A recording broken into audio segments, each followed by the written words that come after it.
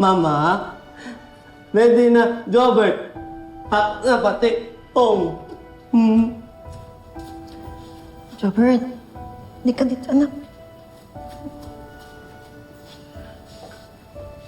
Jobert, hindi na kailangan. Kasi, si Mama lang ang aalis. Iwan, Jobert kay ate. Oo, anak. Kaya, Jobert, makinig ka kay Mama. Magpapakabait ka, ha? Papakabait ka, Jobert. Tapos, magiging good boy ka. Magiging good tito ka rin. Magiging good brother ka rin. Kay Marge. Ha? Naintindihan mo ako. Di ba naintindihan mo ako, Jobert? Good boy ka eh. Tapos, lagi mong ipapagtanggol si ate mo pagka may mga nangaapi sa kanya, Jobert. At saka, lagi kang susunod sa lahat ng mga pinapagawa sa'yo ni ate mo, ha?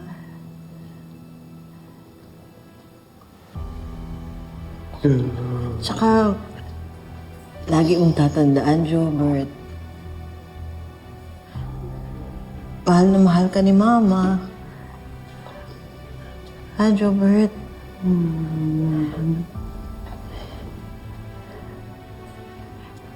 Yakap mo ko, Jobert.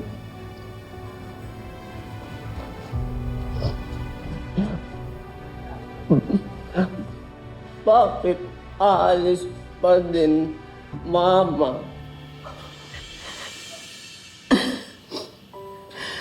Bakit? Naalis si Mama kasi may gagawin si Mama na dapat nung araw niya pa ginawa eh. Basta good boy ka. Good boy ka, ha? Maglaro na muna kayo ni Pong, ha? Iwan din, Pong. Dito lang kami, Pong. Kami aalis.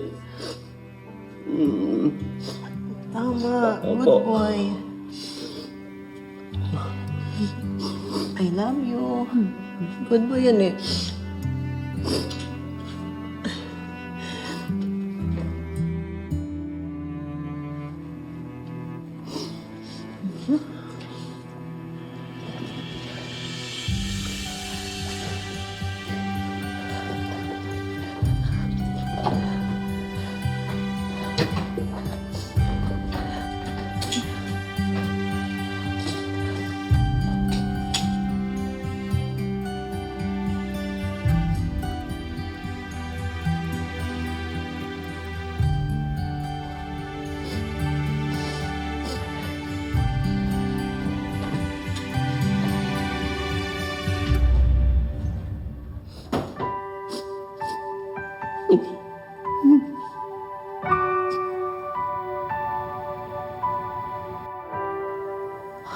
Oo nga, dahil buti na lang may nahanap akong apartment malapit dito sa mansion.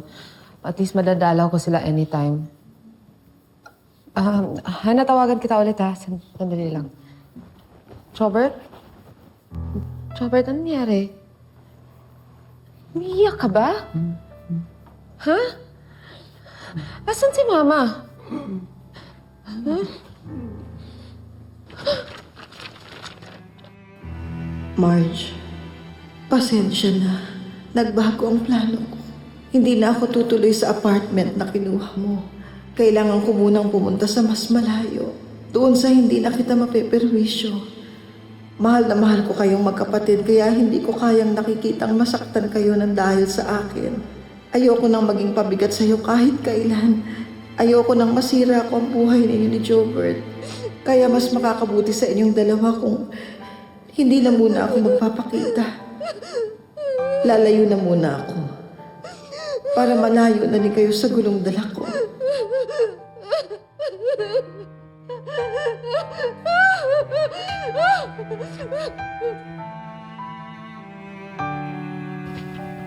Weng! Weng, asan si Mama? Ay, ma'am, nagpatawag po ng taxi sa baba. Dala niya po yung mga bagahe niya.